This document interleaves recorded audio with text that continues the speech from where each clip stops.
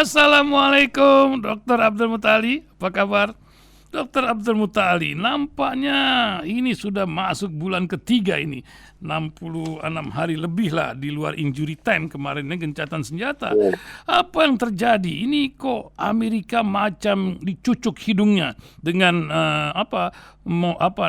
vetonya. Sementara korban di pihak Israel pun, ndak tulung-tulung, sudah ribuan. Nampaknya ini yang akan kita ungkap. Berapa korban dan bagaimana keadaan di sana.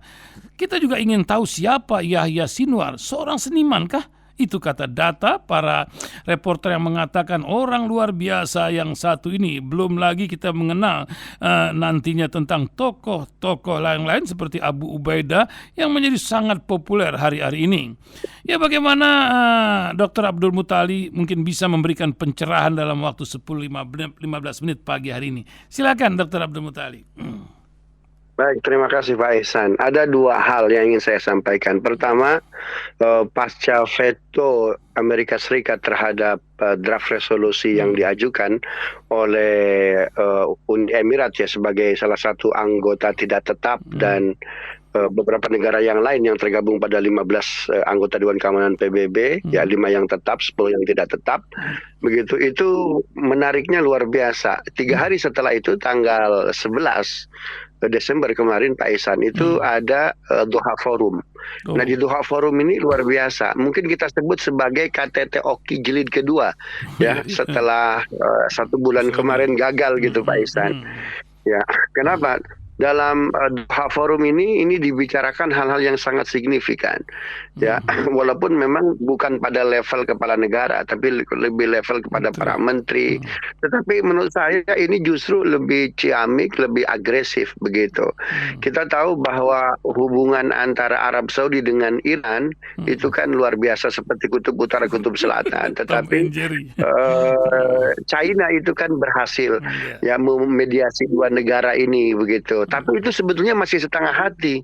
Namun di Doha Forum, ya, itu level menteri luar negeri, baik Arab Saudi ataupun Iran, itu serius untuk menindaklanjuti normalisasi. Jadi bukan setengah hati lagi. Kenapa? Karena mereka melihat bahwa kalau perang di Gaza ini dibiarkan, ini tidak menutup kemungkinan ini akan berlanjut kemana-mana dan bisa menyebar kemana-mana. Termasuk negara-negara yang sudah established seperti Arab Saudi, seperti Uni Emirat, kan begitu. Dan luar biasanya itu sejak akhir 2023 sampai 2024 begitu ya.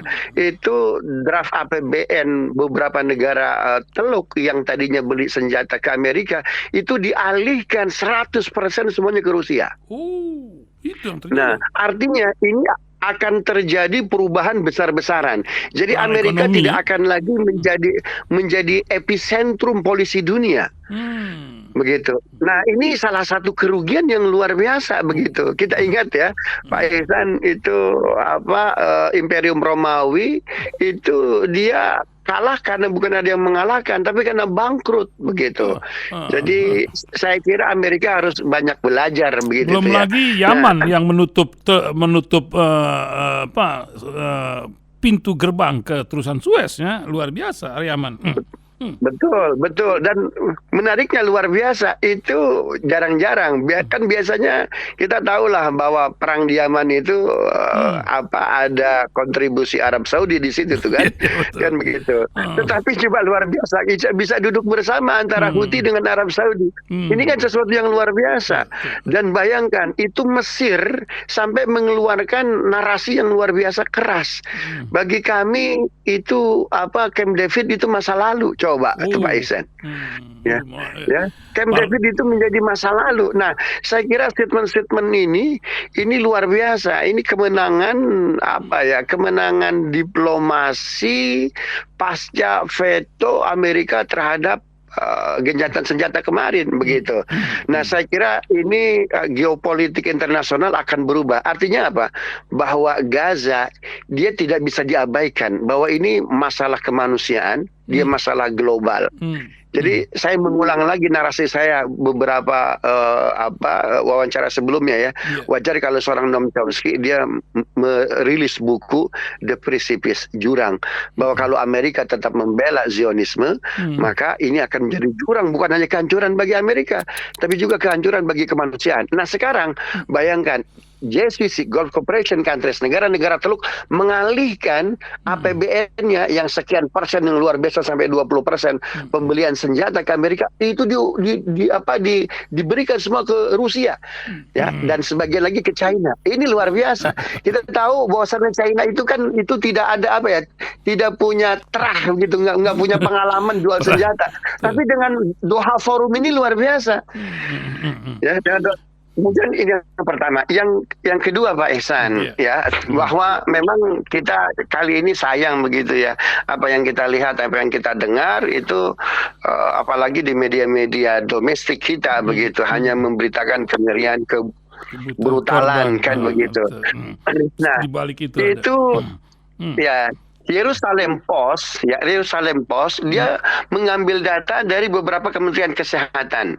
Jadi ada rumah sakit tertentu, kalau di kita ini seperti rumah sakit Gatot Subroto lah, rumah sakit Marinir begitu. Ya, betul. Itu memang mereka itu pertanggal 10 Oktober sudah menyiapkan peti-peti mati untuk IDF. Dihitung itu peti matinya. Ya. Dihitung peti matinya, dan itu Yerusalem Post itu memberitakan ada 7.500 yang sudah terpakai Pak Ihsan.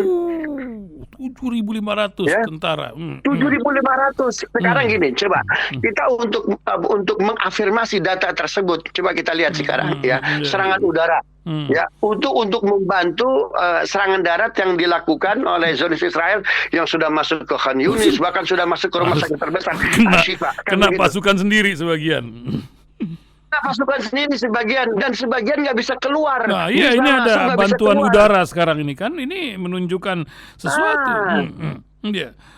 Iya, jadi ketika serangan darat dilakukan, ya, kemudian ada bantuan serangan udara, berarti serangan darat itu ada masalah. Nah, ini yang pertama Pak Ihsan. Yang kedua, itu border, ya, Zionis Israel dari tanah-tanah yang diokupasi oleh mereka itu sekarang, mohon maaf, sudah bergeser 2 meter ke dalam. Artinya sebetulnya kalau kita mau berbicara hari ini itu wilayah tanah Palestina itu bertambah 2 kilometer dari semua penjuru. Ya, buktinya apa? Tidak ada penjagaan itu di border itu, tidak ada. Mereka itu hanya menjaga 2 kilometer ke dalam. Artinya kosong itu. Berarti apa? Nah, berarti apa? Bahwa Al-Qassam itu berhasil merangsek dari semua penjuru 2 kilometer Pak Ihsan. Ya, itu yang tak terungkap. Ini yang tak terungkap. Ini luar biasa, ya. Dan ternyata kita tahu, mereka bilangnya kita sudah menguasai Gaza, tapi kan bukan Gaza City kan. Mereka hanya masuk Jabalia, Fallujah kan begitu. Nah, Khan Yunis. Nah, mereka mengatakan bahwa di rumah sakit itu ada bunker-bunker kan begitu yang memang itu bisa akses, ada koneksi kemana, ke terowongan-terowongan itu. Buktinya ketika mereka masuk ke Al-Shifa, mereka masuk ke rumah sakit Indonesia, itu nggak ada perlawanan. Menunjukkan apa? Bahwa memang pasukan Al-Qassam dan pejuang Palestina yang lain nggak ada di situ. Ya, yang disebut perang itu militer dengan militer Pak Ihsan, bukan militer dengan pasien. Itu ini sama kepala rumah sakit pula yang diculik ya. Kepala rumah sakit pula kan begitu. Nah, ini bayangkan. Jadi ya silakan Pak Ihsan. Ya, saya ingin dengar juga dari Dr. Abdul Mutahhar, siapa Yahya Sinwar? Ternyata apakah benar dia seorang seniman, dan bagaimana dia bisa mengatur simfoni peperangan ini, perjuangan dari, kalau bahasa keren itu, Satpol PP ini, gimana Bang? Jadi sekarang itu orang tertarik untuk menjadi Muhammad Daif. Muhammad Daif ya, maupun Abu Ubaidah.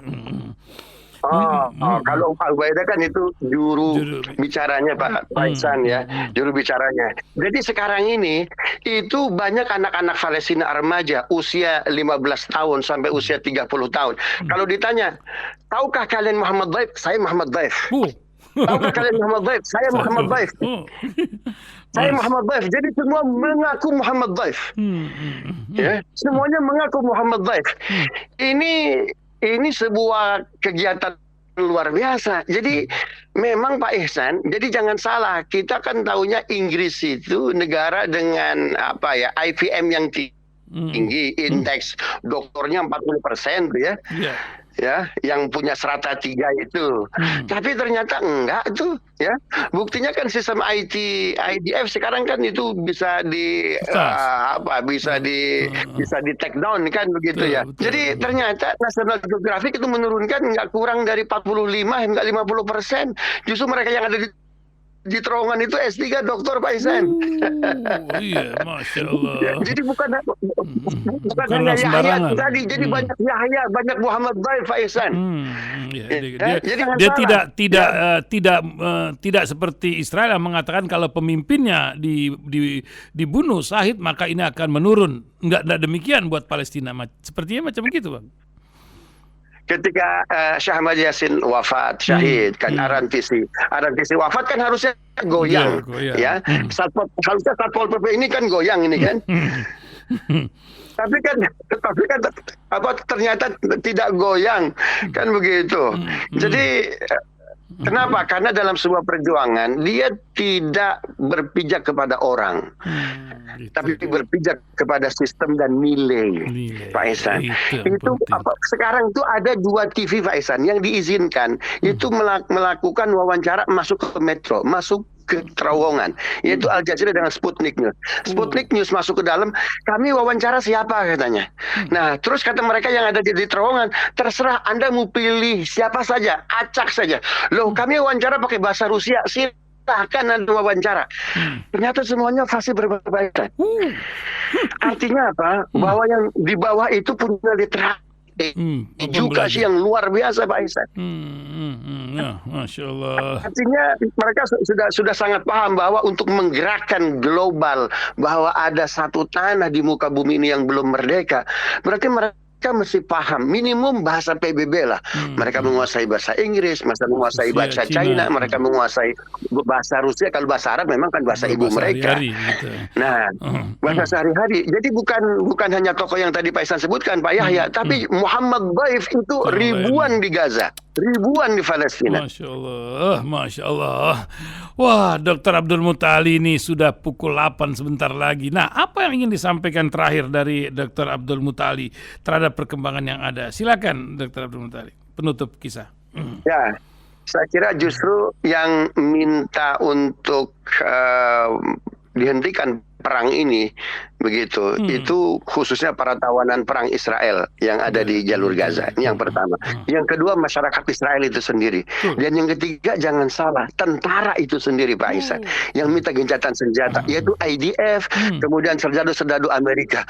Bayangkan dari 2000 Pak Ihsan sudah 700. Waktu diwawancara terakhir dengan Pak Ihsan itu 500 yang tewas. Sekarang 700 tewas Pak Ihsan. Ya, sekarang 700 tewas. Artinya itu tersisa 1.300 lagi tentara Amerika. Dan mereka nggak mau loh, kok ini ya, tentara Amerika, jangan salah Pak Ihsan, dari 2.700 Pak Ihsan. Ya, itu 700 Pak Ihsan. Jadi saya kira Amerika akan kehilangan kawan-kawannya. Inggris itu sebetulnya dia mau sama seperti 13 negara anggota Dewan Keamanan PBB yang lain. Tapi kondisi dia terdesak. Maka yang bisa dia lakukan bukan memveto, tapi abstain. Tapi abstain. Artinya apa? Bahwa publik Amerika itu sudah berhasil untuk membuat malu pemerintahannya sendiri. Kan begitu. Iya, luar biasa. Saya kira dunia internasional, akan melihat global, ya akan melihat ini semuanya. Terima kasih Dr. Abdul Mutali menemani di pagi hari ini. Luar biasa. Assalamualaikum warahmatullahi wabarakatuh.